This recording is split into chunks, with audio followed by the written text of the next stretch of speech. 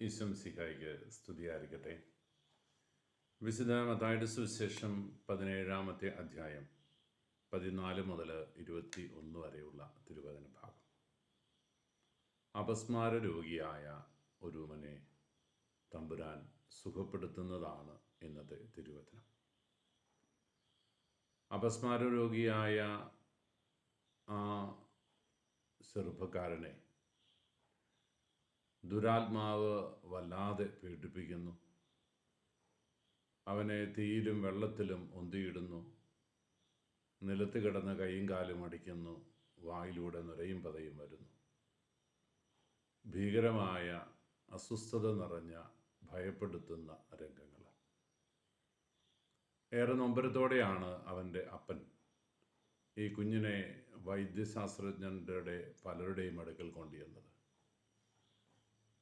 എവിടെ നിന്നും ഒരു സൗഖ്യത്തിൻ്റെ ലാഞ്ചന പോലും കിട്ടാതെ വന്നപ്പോൾ കർത്താവിനെ തേടിയുള്ള യാത്രയായി. പിന്നീട് കർത്താവിനെ തേടി എത്തിയവർ കർത്താവിൻ്റെ ശിഷ്യന്മാരെ കണ്ട് അവരോട് കാര്യം പറഞ്ഞു. ഈശോ അധികാരം കൊടുത്ത് അയച്ചവരായതുകൊണ്ട് തന്നെ കർത്താവിൻ്റെ ശിഷ്യന്മാർ ഈ അപസ്മാര രോഗിയിലുള്ള ദുരാത്മാവിനെ പുറത്താക്കാൻ ശ്രമിക്കുകയാണ്. പക്ഷെ അവരുടെ ശ്രമം പരാജയപ്പെടുന്നു. അപസ്മാര രോഗി ഇവരെ ആക്രമിക്കുന്നു, വേദനിപ്പിക്കുന്നു. ഈ സമയമാണ് യേശുനാഥൻ അവിടെ എത്തുക. യേശുനാഥൻ അശുദ്ധാത്മാവിനെ ശാസിച്ചു. അപസ്മാര രോഗിയായ ചെറുപ്പക്കാരൻ്റെ ശരീരത്തിൽ നിന്ന് രോഗം വിട്ടുമാറുന്നു. അവൻ സ്വസ്ഥനാകുന്നു. രോഗശാന്തി ലഭിച്ചവനാകുന്നു. കഥ അവിടം കൊണ്ട് തീരുന്നില്ല. പതിവ് പോലെയുള്ള വചനവിചിന്തനത്തിൻ്റെ മേഖല കർത്താവും ശിഷ്യന്മാരും ഒരുമിച്ചിരിക്കുന്നു.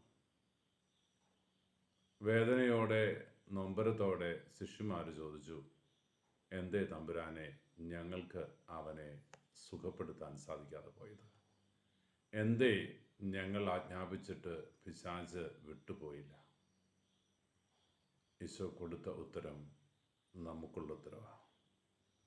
കടുകുമണിയോളം വിശ്വാസമുണ്ട് എങ്കിൽ നീ ഈ മലയോട് ഇവിടെ നിന്ന് മാറി കടലിൽ ചെന്ന് പതിക്കുക എന്ന് പറഞ്ഞാൽ അത് സംഭവിക്കും. വിശ്വാസമില്ലാത്ത തലമുറയെ ഈശോ പഴിക്കുകയാണ്. വിശ്വാസത്തിൻ്റെ ആഴങ്ങളിലേക്ക് തിരിഞ്ഞു നോക്കാൻ തമ്പുരാൻ നമ്മളെ പ്രേരിപ്പിക്കുകയാണ്.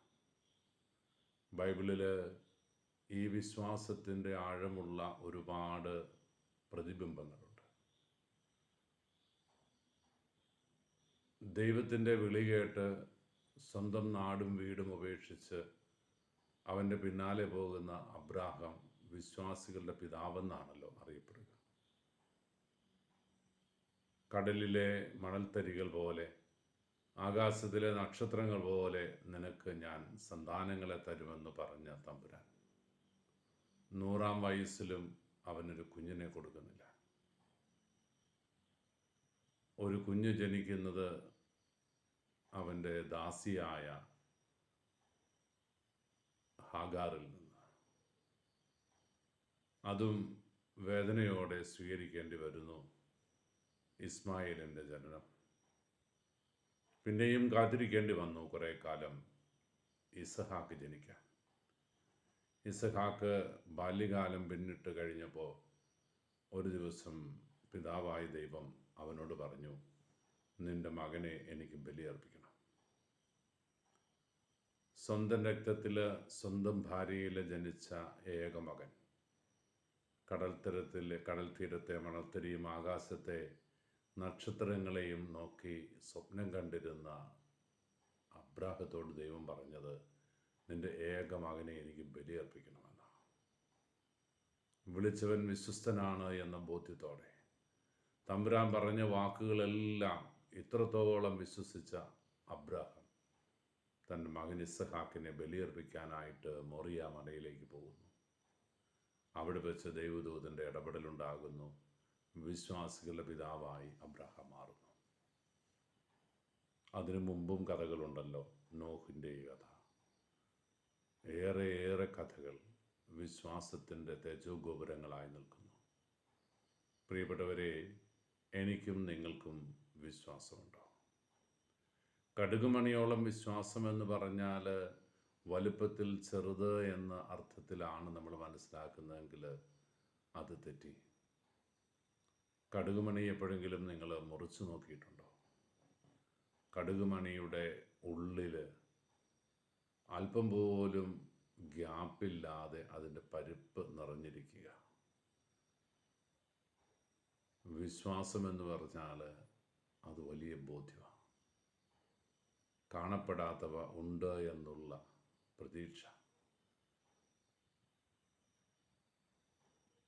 ഹെബ്രായ ലേഖനം നമ്മളെ ഓർമ്മിപ്പിക്കുന്ന ആ ചിന്ത വിശ്വാസത്തിൻ്റെ സൂചനയാണ്. വെളിപ്പെടുത്താതിരിക്കപ്പെടുന്നതെല്ലാം വെളിപ്പെട്ട് കിട്ടുന്ന വിശ്വാസത്തിൻ്റെ നിറവ് എനിക്കും നിങ്ങൾക്കുമുണ്ടോ?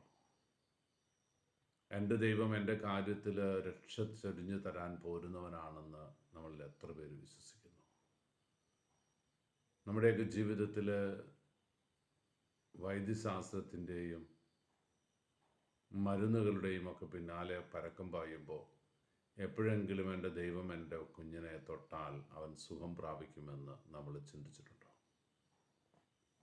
നമ്മുടെ സാമ്പത്തിക പ്രതിസന്ധികളെ അതിജീവിക്കാനുള്ള വഴി തമ്പുരാൻ തുറന്നു തരുമെന്ന്, നമ്മൾ സമർപ്പിച്ച ഒരുപിടി പ്രാർത്ഥനകൾക്ക് ഉത്തരം തരാൻ ദൈവം പോരുന്നവനാണ് എന്ന് വിശ്വാസത്തോടെ ഏറ്റുപറയാൻ നമുക്ക് സാധിക്കുമോ? ജീവിതത്തിൻ്റെ വഴികളിൽ അവൻ നമുക്ക് കൂട്ടിനുണ്ടാകണമെങ്കിൽ അവനെ മുഖവിലേക്കെടുക്കണം, അവനെ വിശ്വസിക്കണം. വിശ്വാസത്തിൻ്റെ ദീപങ്ങൾ അണഞ്ഞു പോകാതിരിക്കാൻ, തീഷ്ണതയിൽ മാന്യം വരാതെ ഉറച്ച ബോധ്യത്തോടെ എൻ്റെ കൈ പിടിച്ചിരിക്കുന്ന തമ്പുരാൻ അവൻ എൻ്റെ കാര്യത്തിൽ ശ്രദ്ധാലുവാണ് എന്ന തിരിച്ചറിവോടുകൂടി വിശ്വാസത്തിൻ്റെ ആൾരൂപങ്ങളായി മാറാൻ നമുക്ക് ഓരോരുത്തർക്കും ആഗ്രഹിക്കാം. ഈശോ അനുഗ്രഹിക്കട്ടെ. കർത്താവ് മിശിഹായുടെ കൃപയും പിതാവായ ദൈവത്തിൻ്റെ സ്നേഹവും പരിശുദ്ധാരൂപിയുടെ സഹവാസവും നാം എല്ലാവരും കൂടി ഉണ്ടായിരിക്കട്ടെ, ഇപ്പോഴും എപ്പോഴും എന്നേക്കും.